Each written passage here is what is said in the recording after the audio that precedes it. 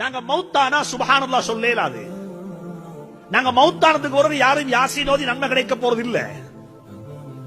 நாங்க மௌத்தானதுக்கு பிறகு யாரும் எங்களுடைய பேர்ல குர்ஆன் ஒன்று ஓதினாங்கன்னா அவங்களுக்கு நன்மை கிடைக்கும். என்ற குழந்தைகள் ஓதினால் அது எனக்கு நிச்சயமாக கிடைக்கும். அதுக்கு நியத்து வைக்க தேவையில்லை, ஈசால் சவாப் செய்ய தேவையில்லை. புள்ள ஓதினா வாப்பக்கு நன்மை, ஏன் அது நிச்சயமா கிடைக்கும். அதுல நோ டவுட், சந்தேகம் கிடையாது. அப்ப ஒரு மனிதன் மௌத்தாகிவிட்டா அவனுக்கு எந்த நன்மையும் இல்லை. சொன்னாங்க ஸல்லல்லாஹு அலைஹி வஸல்லம் மூணு விஷயத்தை தவிர. ஒன்று சதகத்துன் ஜாரியா, நிரந்தரமான நேமமான அழிந்து போகாத ஒரு தர்மம். ஒவ்வொருத்தரும் நியத்து வைங்க, மௌத்துக்கு முந்தி அப்படிப்பட்ட ஒன்றை செஞ்சுட்டு தான் மௌத்தாகும்.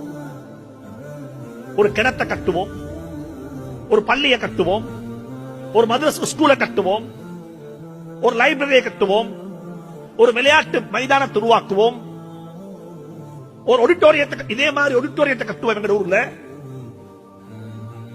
ஒரு நொலேஜ் சென்டரை கட்டுவோம் எங்க ஊர்ல. ஒவ்வொருத்தரும் நியத்து வைங்கோ, இந்த ஹதீஸ் அமல் செய்யணும். நாங்க என்ன ஹதீஸ்? சதகத்துன் ஜாரியா, நிரந்தரமான நேமமான, நாங்க மௌத்தானதுக்கு பிறகும் எங்கட பேர் சொல்லப்படக்கூடிய ஒரு சதகாவை தர்மத்தை வச்சிட்டு தான் மௌத்தாகும்.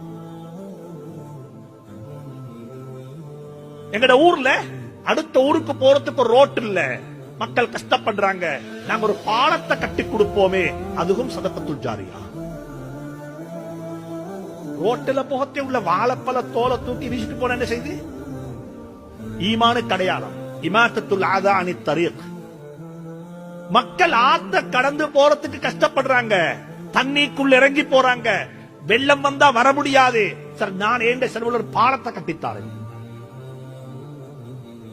ஒரு நியத்து வைங்க, மௌத்துக்கு முன்னால நானும் என்ற மனைவியும் என்ற பிள்ளைகளுமாக சேர்ந்து, எப்படி இப்ராஹிம் அலைஹிஸ்ஸலாத்து வஸ்ஸலாம் அவர்களும் அவர்களுடைய குடும்பமும் சேர்ந்து காபா ஆலயத்தை கட்டினார்களோ, وَإِذْ يَرْفَعُ إِبْرَاهِيمُ قَوَاعِدَ مِنَ الْبَيْتِ وَإِسْمَاعِيلُ رَبَّنَا تَقَبَّلْ مِنَّا إِنَّكَ أَنْتَ السَّمِيعُ الْعَلِيمُ.